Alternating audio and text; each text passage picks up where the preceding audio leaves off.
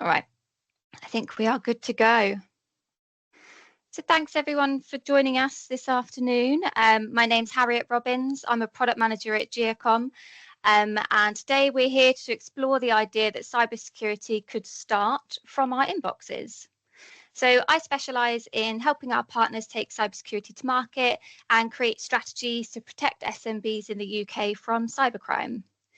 And over the next 30 minutes or so, you guys will be muted, but please use the chat, please use the Q&A to share any of your own stories, because we're all friends here, we don't judge, and ask any questions that you've got for me or our team of specialists. We're going to be recording this, so you'll get a copy later on this afternoon if you enjoyed it so much you want to watch it again. And we'll invite anyone to connect with any of the speakers today on LinkedIn. We're happy to be connected with you. We'd also encourage you to join or follow the Giacom LinkedIn page. My colleague is going to pop that in the chat in just a second, but here you can see more information on cybersecurity, on broadband or connectivity, mobile, of course, the latest and greatest from Microsoft, plus much more. So encourage you to do that, but now we'll do some quick intros. We'll dive right into today's live Q&A. So over to you, Salvador, to introduce yourself. Yeah, sure. My name's Salvador Garcia. Most people call me Salv. I've been in the cybersecurity industry for 12 years, 2 of those years at Giacom, and I'm the Acronis sales specialist here and help MSPs with, to grow their security and learn more about it. Awesome. Thanks, Salv. Over to you, Matt. Hi everybody, nice to meet you. So I'm Matt. I'm a Giacom security specialist. I've had about 9 years within the cybersecurity field, predominantly around the tech support industry part of it, and then kind of homing out from there. But I've done things from pen testing to basic prevention tactics, training days, stuff like that. So it might have been that I've already spoke to yourselves, maybe done some training days with you, and if I haven't, now you can know me. We can do stuff like that too.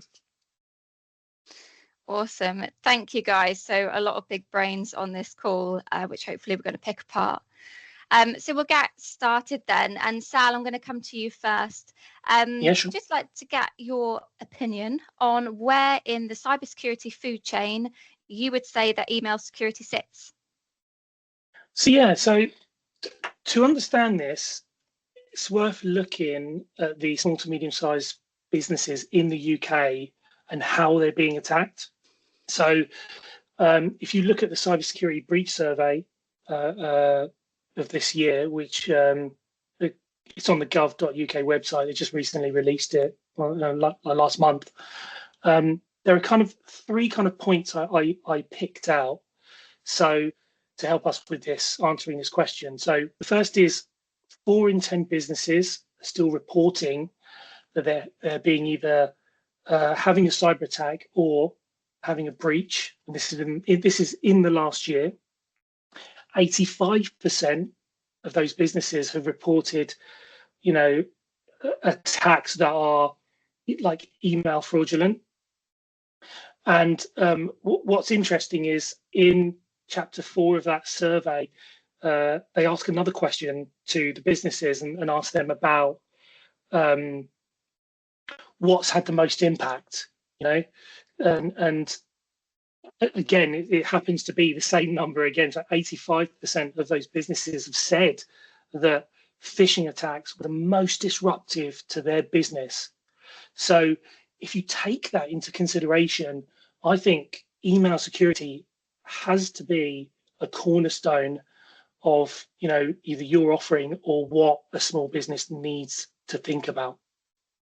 Yeah, 85% speaks for itself, really, doesn't it? We all know that, hackers are getting in through phishing emails. It's no surprise to hear that, but 85% makes it feel a bit real, doesn't it? Matt, is there any opinions you've got around that? Yeah, I mean, just to really echo what Sal said, really. But personally, I would say that if we're to kind of visualize it as a food chain, where humans are normally at the top of that food chain, let's put us right at the bottom of that food chain instead. And let's say that instead it's down to human risk. That's really the biggest problem here. 95% of compromises and breaches, the ones that have been noted at least anywhere, is down to human risk. In some way that somebody has not put best practice in place, they've not put an email security solution in place or antivirus, something like that. So most of the threats kind of sit always at the human risk element, and then you'd maybe start looking at stuff like email security, you start looking at antivirus, you start looking at firewalls and a bit more advanced stuff. But I'd still say that email security being one of the most or email systems being one of the most commonly used things out there now for methods of communication. I'd say human risk and then email security right above that would be kind of where I'd envision that food chain to really look. Yeah, so both of you are saying that it's definitely at the core of any strategy. Email security is like a non-negotiable. Yeah. Because there is still tools like spam filters you can use, and they're still great, they're still relevant. But in 2025, they're just not enough to keep phishing emails out, right, Matt? So you're talking about human risk. What other things would you have alongside something like a spam filter? So, I mean, the bare minimum you'd probably go for as well as spam filters, making sure you've got your SPF record set up, you've got Deacon, you've got DMARC, and you're making sure that all of them are singing as they should be, basically. Testing it continuously before you deploy it. You need to have eyes on your DNS systems as well. You need to be controlling them, or you need to have a good relationship with the people who do host your DNS systems. But apart from that, a spam filter system should always be using AI and machine learning. It should always be getting better. You want to be looking at impersonation, you want to be looking at CEO impersonation specifically, making sure none of that happens. You want a system that can do safe links and safe attachments. So spam filters aren't really kind of the needed thing anymore in comparison to all the other stuff out there. Cool, annoying spam emails now gone to your junk folder. You can do that baseline Outlook, but you need a system, you need an email security solution that's going to cover off everything you need other than just spam. And again, that's that safe links, that's that safe attachments, it's CEO phishing, it's vishing as well. And it's all of those prevention tactics why it's not enough just to have a spam filter. Yeah, vishing and CEO phishing is a huge problem, isn't it? And that leans into social engineering of, oh my God, my CEO sent me an email or they're on the phone and I need to really quickly do what they're telling me to do. So yeah, I mean, it's a clever tactic. That's why it works. Yeah. So, I mean, we talked about lots of tools, I guess, or features so far. And we will always say that a multi-layered security approach is essential, especially when you're looking at today's threat landscape. So, Sal, do you want to share your views around multi-layered security? Yeah, I mean, it's not going to be any surprise to anybody, but the cybersecurity landscape continues to be complex. You've only got to look at a broad spectrum of attacks to appreciate this. The most prevalent are phishing, ransomware, vulnerabilities, supply chain, attacks, and even insider threats.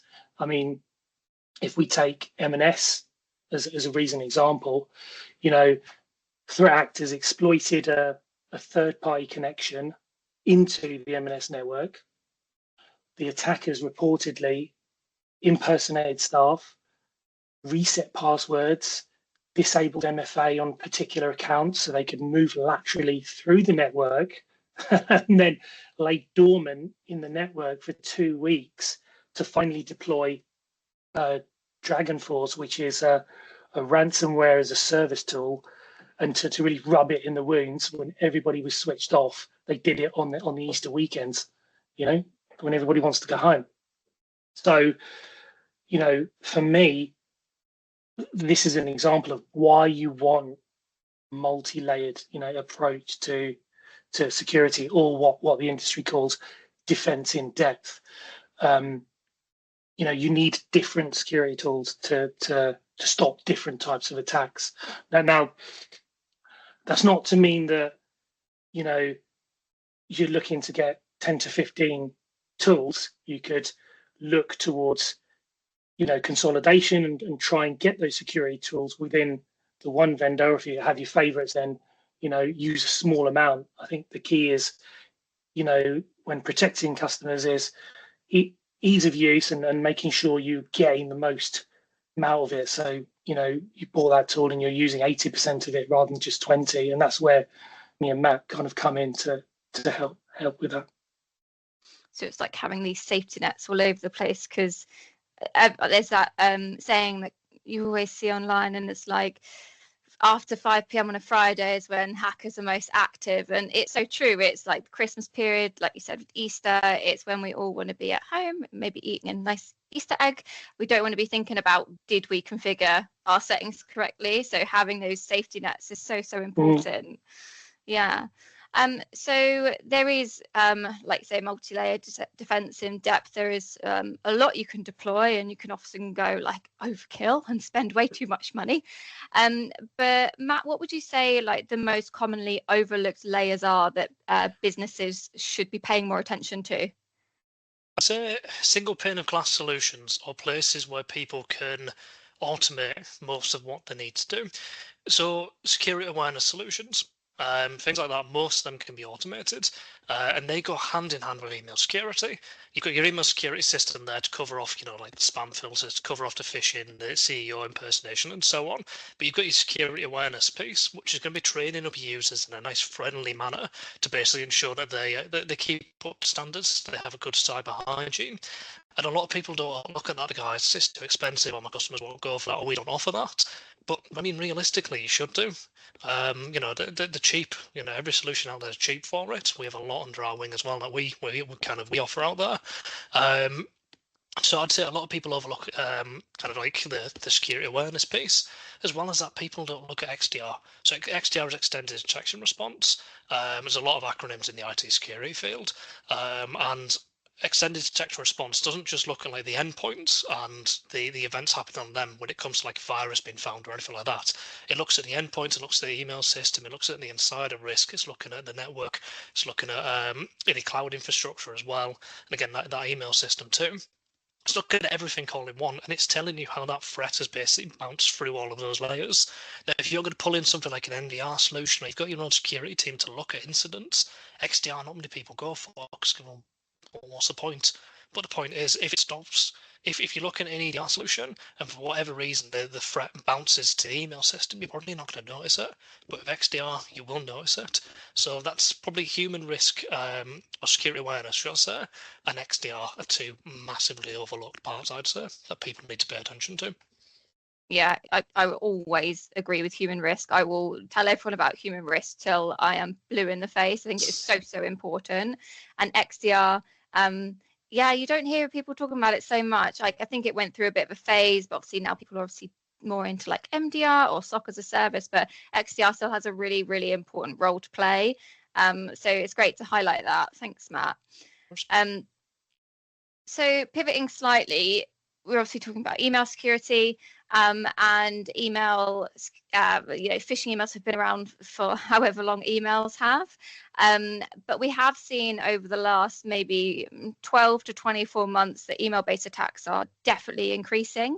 There's been a really sharp rise, and we think we know the reasons, right? But what developments or trends in the threat landscape should MSPs be paying attention to, and I'll come back to you on that, Matt. Yeah. So I mean, the threat landscape's always evolving. It's one of them things where a lot of people now are using AI and machine learning to really build out a proper threat. To go back to like what Sal mentioned about the M&S hack, the Harrods and the Co-op one. So essentially they use something that would be classed as an advanced persistent threat, something where they would scope out the attack, they'd find out where they want to deploy their assets, and essentially just sit there, just accumulate as much knowledge as they could do about that environment, and then they would deploy the attack from there. And that could be 6 months from now, that could be 10 months from now, it could be a week from now. But obviously, the longer that they're in your system, the worse it's going to be. So Scattered Spider was a group who did that, and they are basically a cybercrime as a service. They're a group that you can contact on the dark web, for example, as of many groups on there, and basically just say to them, can you target this for me? Now, who knows, if somebody did contact them and said, do you mind going for M&S for me? I want a discounted sandwich, for example. Who knows? But ultimately, cybercrime as a service is becoming a massive thing, and AI and machine learning is helping that. Now, it's not for me to say, AI and machine learning should be scary, because it shouldn't be. It should be something that we all try and get our heads around in some aspect to be able to know how it's useful. And I do think AI and machine learning, as well as it can be a bad thing, it's perfect for a prevention tactic, and that's where you'll see a lot of systems now start to use it a lot more. So developmentally, yeah, I'd say a lot of trends are starting to move more towards an AI machine learning piece. But unfortunately, yeah, we're also seeing a lot of cybercrime as a service start to kind of rear its ugly head, and people looking at like dark web solutions, which is a massive problem. Yeah, the last webinar I did was humans versus hackers, and I went through what's available on the dark web, and not only is it so easy to get hold of, but it is so cheap. Yeah. Like, what was it, 400 million passwords for $150? You can just go and buy them right now. It's as well as, like, obviously all the other services. It's crazy. So yeah, I completely agree. AI is a great thing. AI is also a threat. Sal, how do you see AI changing the way hackers approach email security? I mean, again, I don't think this is going to be a surprise to anyone, but AI is creating hyper personalized phishing attacks and just making it easier to scale. It's making the attacks easier to create. You no longer have to know about it. You don't have to be a programmer. You've only got to get access to Worm GPT or Fraud GPT, which is something that you can buy on the dark web. And for anybody that's unaware of that, that's a chatbot. So like Chat GPT, but without any guardrails, you can literally tell it anything. So in this example, find some successful phishing campaigns that have been published on the dark web, train the data on that, then you could just tell it to your subset of targets, customers that you want to go after, and away you go. So I think for companies, for small to medium-sized businesses, really key to understand the risk that's involved and how much they're willing to accept in and around this. Yeah, and I can't remember when it happened. Do you remember the thing at the Oscars where Will Smith slapped the guy? There's an AI video of that night, but involving baby oil and stuff. Like, the things that AI can do is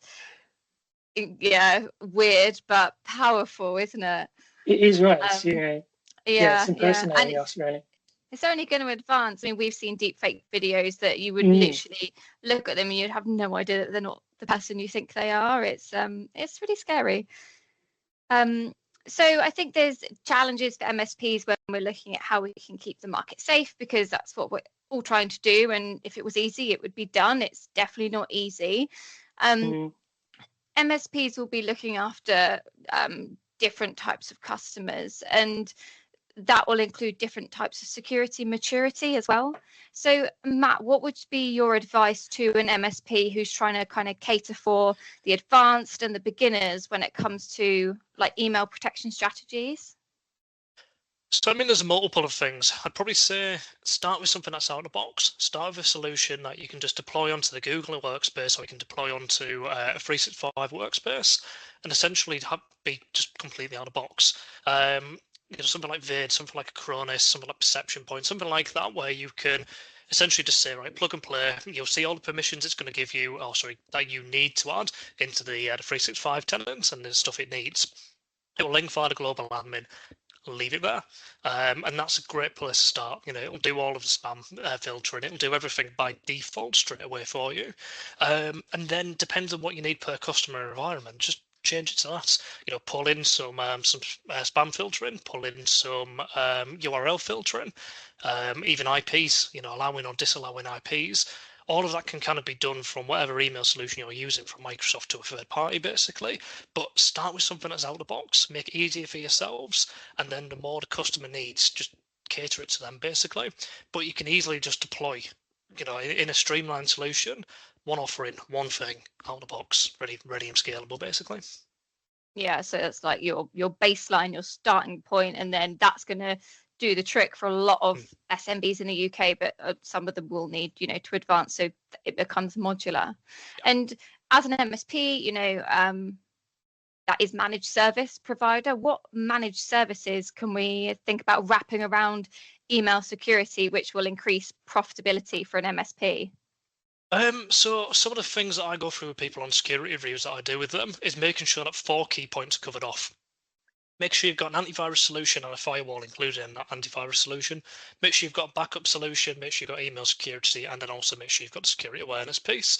And the main reason being is they're kind of the 4 places that I would say people can make the better margins on, get the best growth out of it. And it's the base level protection that somebody would need basically as a partner and as a customer.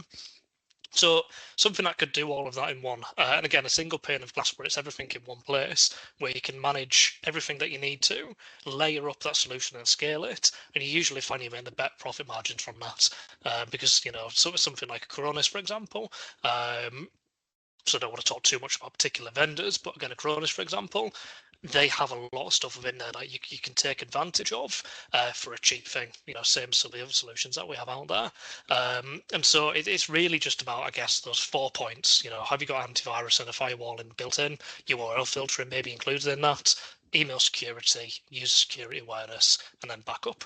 Always have backup, no matter what layer you're going to go at, always have backup solutions in place too. Yeah, nice. No, I think that's quite insightful. And you have just, casually dropped in that you do security reviews, liked that. Matt is available to any of you who would like to talk about security in more detail from a completely vendor agnostic perspective. So feel free to reach out. We'll show you how at the end. So sorry, Matt, you're probably bored of talking now, but I'm going to come back to you again. How can an organization better engage end users in email security? And we talked about human risk, that is very, very important, but what is there beyond, your annual phishing simulations? I guess just adopting a good culture around cybersecurity, get people talking about, stuff that I've seen in the news, or get people talking about phishing campaigns. So people normally send out an annual phishing campaign and they think that'll do. I don't need to send anything more. Nah, you do far more than that. Send one a month minimum, get people going on it. Target a particular team rather than just saying, let's target the entire business. Let's target the finance team on February. And you want to choose April because, if it's the end of year, your finance team could hate you for that. Yeah, that's cool. It is, yeah. But target a phishing campaign to somebody like in February, do the same in March. Target different teams and do it over a set amount of time to get people talking about kind of phishing campaigns, what they've seen, and open up kind of a broad spectrum of what IT security is, and just make it open. It doesn't need to be specialists know what to do, and then that's it.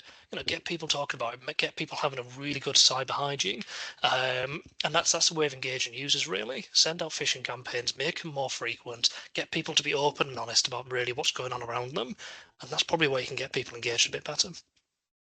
Yeah, nice. And Sal, do you have any suggestions for this question? Yeah, just two points really. I mean, webinars, lo and behold, is a good way of doing that. Nice plug. Thanks, Sal. I mean, look, I totally appreciate that not every MSP has the time or resource to do it, or at least the ones that I speak to. So in that case, sometimes what we do is me and Matt put together like little kind of message nuggets for MSPs to then take to their customers to kind of start and have this conversation around security, because it can be difficult. The initial pushback from MSPs is, well, nothing's happened to me. Why should I buy this? Yeah. Okay. Yeah. Thanks, Sal. So when it comes to spotting a phishing attempt, what would be, Sal, I'll ask you first, what would be like your one piece of advice to kind of tell that it's a phishing attempt? And it's a lot harder now than it was, a few years ago. Oh yeah, I mean, look, yeah, for me it's be suspicious. That's the advice. I guess the question off the back of that is, how do you be suspicious? And this goes back to really what Matt just touched on, which is, the security awareness training That's going to go a long way into helping staff, stop phishing attempts. What that's going to do is help staff, to think twice before clicking on things. We all need to click on things on emails, but at least let's have a bit of a pause and think about it. If you see emails that come in that are urgent, asking you for details or asking you to initiate payments, think about those kind of things. Use another form of communication to either phone that person or double check and to make sure that's real. So it's always really about awareness, and for those kind of non-urgent emails, the ones where you're like, this is slightly out of the norm, but it looks okay, then get those SMB guys to bug you or to bug their IT department. I mean, Lord knows I've sent loads of emails to our guys, and no harm, no foul, right? I think if we asked them, would you rather send them an email or not, they would say 100%. Let us check it. So yeah. I think it gives the individual and the company time to think about whether that's a threat or not, and lets you evaluate it. Yeah, so better safe than sorry. Be suspicious. Yeah, absolutely. Find another way to contact that person if you are suspicious. Yeah, Matt, what would your advice be? I mean, really echoing what Sal said. And I guess the suspiciousness, it's one of them things that I kind of err on the side of caution with, because you don't want people to constantly be thinking, is this a threat? Oh God, is this a threat? And constantly be worrying. So a security awareness thing would help them with that. So suspicious kind of goes hand. It's 6 and 2 threes, personally, I would say. I think you should be suspicious and cautious, but maybe not too suspicious, because then that can cause problems. And so using some sort of security awareness solution again kind of gives people that confidence. As well as that, a lot of people, even though there's hybrid roles now, a lot of people are shifting back to going into the office. So if you received an email from your CEO or your finance team and you're thinking, well, this will look right, just go talk to them. They're in the office. Speak to them. Did you send me this? No, I didn't. Right, cool. Well, I'm blocking that. I'm sending that to my IT team. And your IT team will say, right, thanks for that. You're protecting us. Great. You've done the first step to stop an phishing attempt. I mean, from a more technical point of view, if you really want to spot a phishing attempt, click on the email itself. Don't obviously click on any attachments or properly into it, but click on the sender and see who sent it. Check it, see if the domain actually matches you. Now, if you've enabled DKIM, DMARC, and SPF, you're not really going to find that your domain is going to get spoofed at all, if not often. So it's probably not going to come from your domain, but it's probably going to come from something very similar. So if it was internal to us, I'd be looking for something that was giacom1.com rather than at giacom.com. And it's just looking at simple things like that. Look at the message itself and the content. Is this something that really your finance team, your CEO would actually be sending you? Probably not. Well, if it isn't, just delete it. Or, again, report it to your IT team. A lot of solutions allow you to report stuff to your IT team so that they can view it and go, no, that's not right.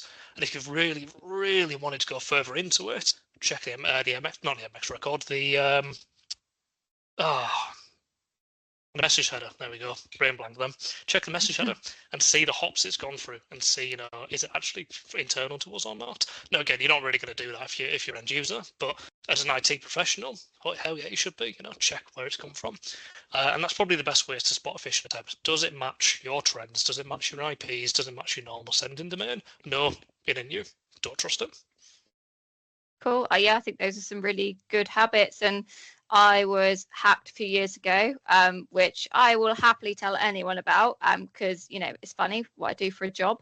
But since then, I have always hovered over a link before I click it, because hovering over that link that is in an email which looks a bit suspicious can save you a whole world of trouble. And I always say as well, if it looks too good to be true, it probably is. We don't live in a world where we get sent gifts through email very often. So I think that's a really good piece of advice as well. So we're probably coming to about time now. So I just want to get a final thoughts from you guys, and I just want to hear from you. Looking at the next year, what is one change or improvement you would love to see in the industry on how we tackle email threats? And Sal, I'll go to you first. Yeah. one change could be a deeper integration of email security into XDR, which is extended detection and response type tools. So, although it's a good strategy to have endpoint, email, and backup, for example, if they're standalone, that could create visibility gaps that could let sophisticated, attackers in and exploit.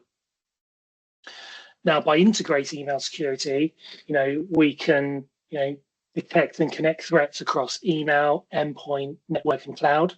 So this is really going to reduce, the time and give MSPs the better view of the attack rather than looking at just 2 or 3 separate alerts and trying to work out, are these like all part of the same attack or are they not?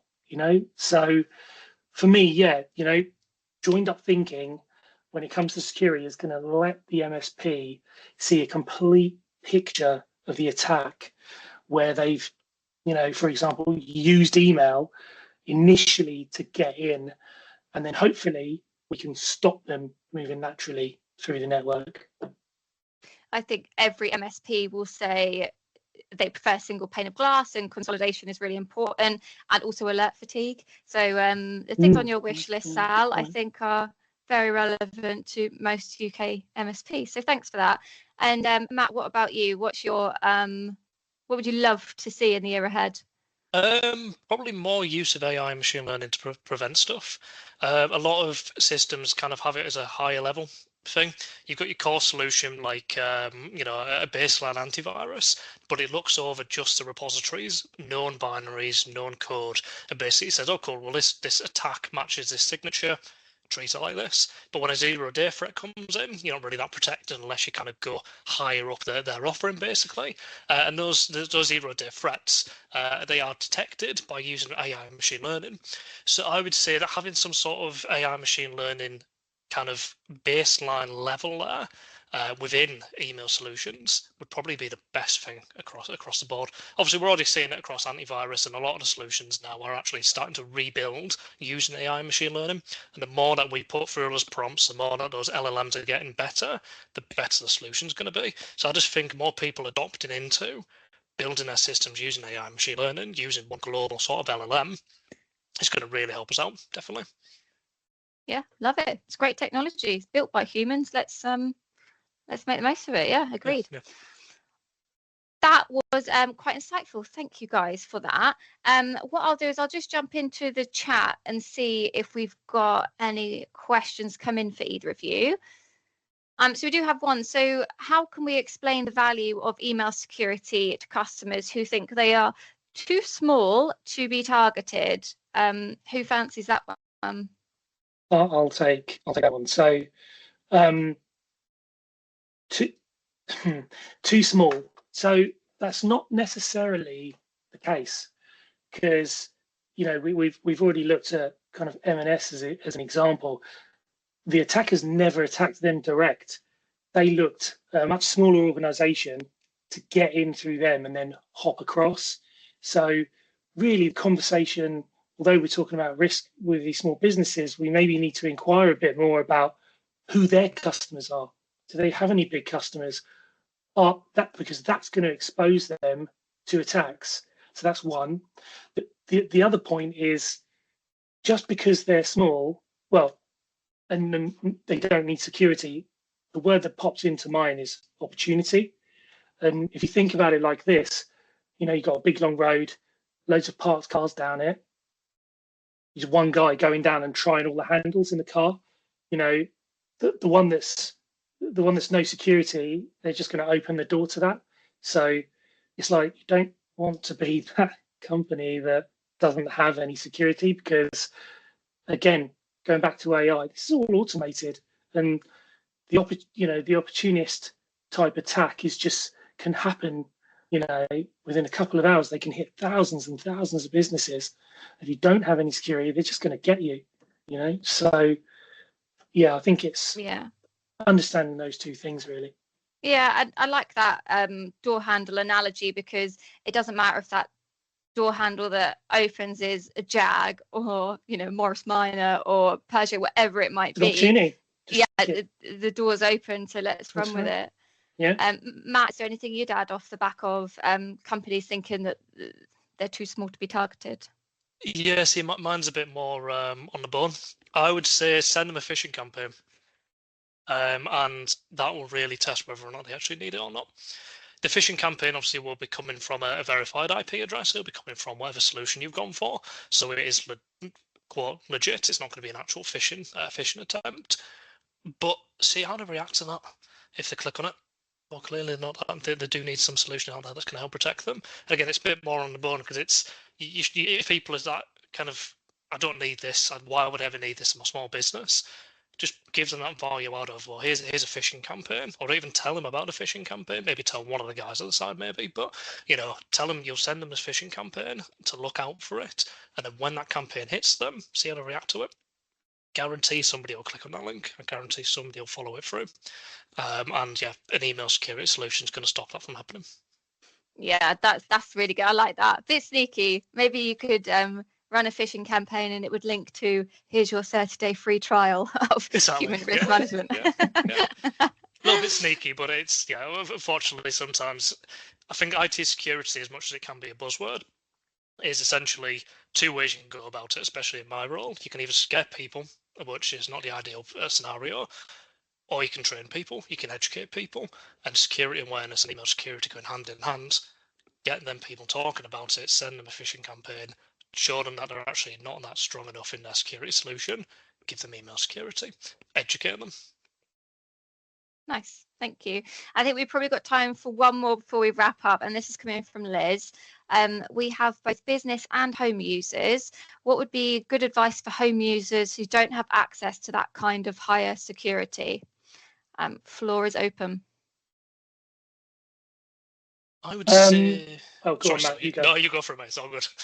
No, I'm just going to add kind of one point. I think service providers in there for email in the commercial field. I think Microsoft are going to improve their security with DMARC already. So I think moving towards that is, using that is a good thing.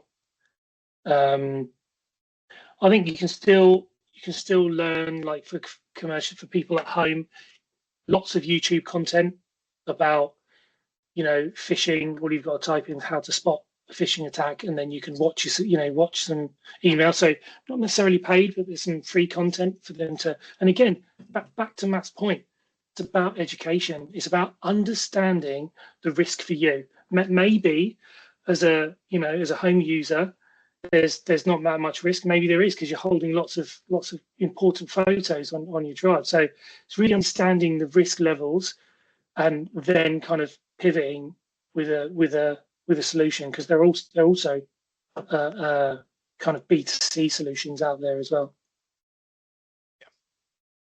I would say third-party solutions would be the best for the home users or small businesses.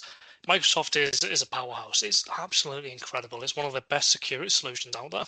Hands up, I'll happily admit that. But for small to medium businesses, home users that don't have the money to really invest in something like Microsoft, where they'd get all the benefits there, but it's probably more expensive. So give them a third-party solution. Give them something that would give them email security or security awareness or antivirus a lot cheaper than what Microsoft could, and it's just as good.